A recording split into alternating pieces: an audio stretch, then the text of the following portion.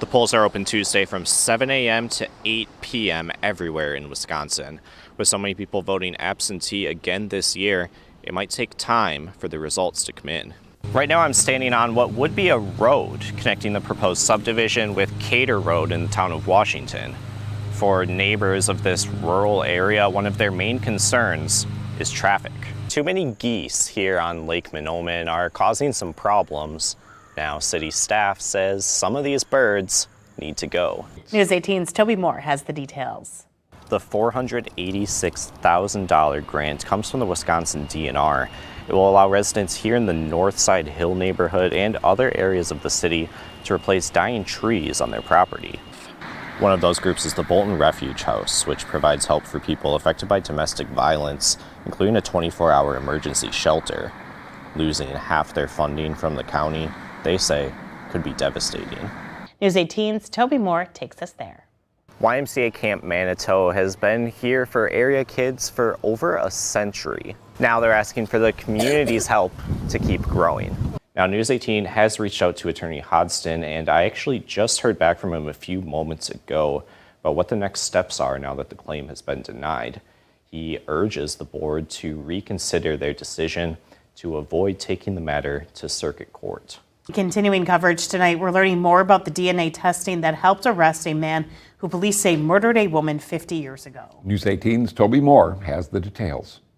After a 50-year-long investigation, a suspect in the murder of Mary Schlase is here in the Dunn County Jail. New DNA testing was critical to the arrest. February 15th, 1974, Mary Schlase was hitchhiking from Minneapolis to Chicago and killed. Her body was found in the town of Springbrook in rural Dunn County. Now, 50 years later, an arrest has finally been made. Thank you for not giving up on this case and not letting it become lost to time. 84-year-old John Miller was arrested for the murder. Investigators say newly developed DNA technology finally led them to a suspect. One piece of evidence found at the crime scene was a stocking hat.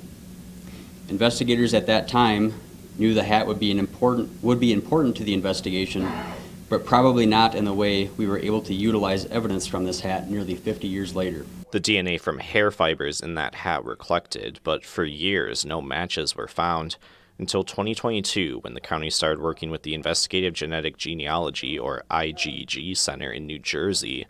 They used that DNA to find matches within the suspect's family who have voluntarily uploaded their information to genetic records. Techniques researchers say have only been around for about 6 years. We build up the family tree to identify common ancestors. From there, we descend the tree using the same kinds of publicly available records and tools until we find the place where the subject may fit into the family tree. But this case wasn't so easy. DNA matches led investigators to family in Wyoming and Michigan before finding Miller, who was adopted from that family. With cooperation from some of the cousins of John Miller, the DNA cousins of John Miller, we were able to figure out who the unknown relative was. When confronted with the DNA evidence, Miller reportedly confessed. According to the criminal complaint, he told police he picked up Schlase hitchhiking and asked her for sexual contact. When she refused, he stabbed her. He also reportedly admitted it was his stocking cap left at the scene.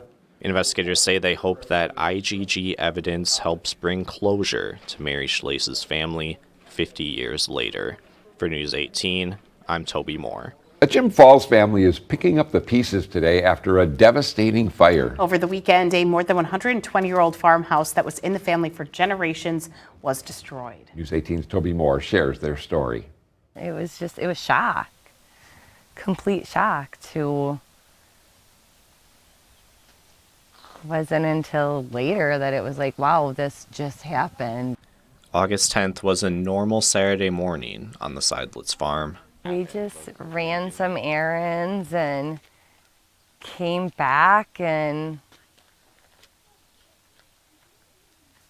saw the flames.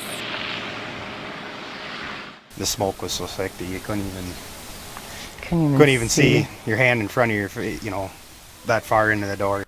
Nobody was hurt in the fire, but the house completely destroyed. We'd be the fourth generation here now. Generations of the same family calling it home since it was built in 1902. Carl, Stephanie, and their 4 daughters own the property and live in a different house down the road and have kept the farm running and growing to this day. That's what farms are. Farms bring family together. Dale Seidlitz is Carl's cousin. He says that house holds generations of memories. That farm has so many memories and so many things that we can go back to and think about, and that house was the central point for the family. Memories that Stephanie and Carl are now finding in pieces. You come out here and you look and there's just this sadness that comes over you. And then we remind ourselves, okay, everybody's safe, and we look at some of the stuff that we have and it's like, okay. And in the debris, signs of hope. Pieces of Carl's father's time serving in the Marines, surviving. One of Carl's daughters brought me a pair of his dress blues from the Marine Corps, and me being a Marine, that brought a tear to my eye. And despite the loss, the Seidlitzes hope to keep the Centennial family farm living on to the next century. No matter what life throws at you, we know our purpose. Life does go on.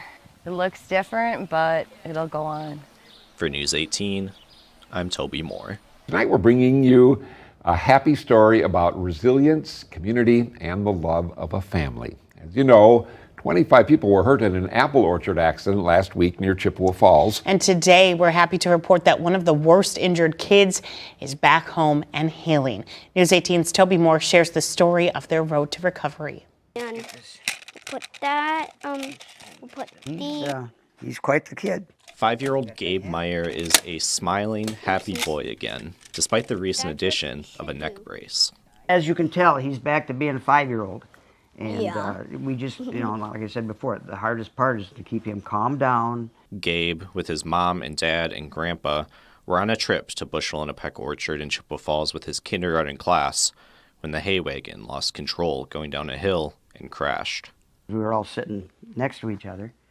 and when the accident happened, it took me a little while to get out of there, and once I did, I didn't realize how hurt he was. 25 people were hurt, with Gabe being one of the worst.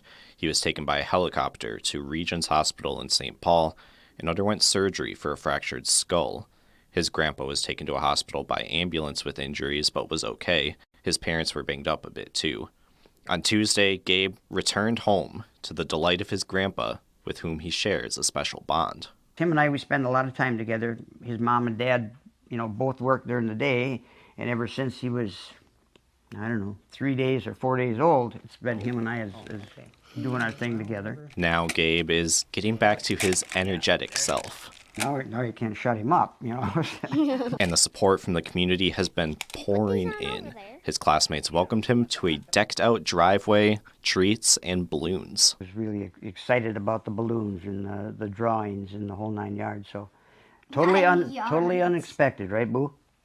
Yeah, for sure. Both the school and the orchard have shown their support, organizing donations and meals for the family. On a meal train. Yeah, meal train, that's what they call it. Gabe's recovery is still a long road ahead, but his family is grateful to have him home. He was miraculous. For News 18, I'm Toby Mohr. Hey, will we put the blue one? Wow. What a sweetheart. Thank you, Toby. As we reported on Friday, in the strangest twist of fate, Gabe's brother was in a car accident on Friday and was flown to the same hospital Gabe was in. Now, a GoFundMe page has been set up to help Gabe's family with their medical expenses. So far, over 700 people have donated, totaling over $47,000. You can find the link to that fundraiser on our website.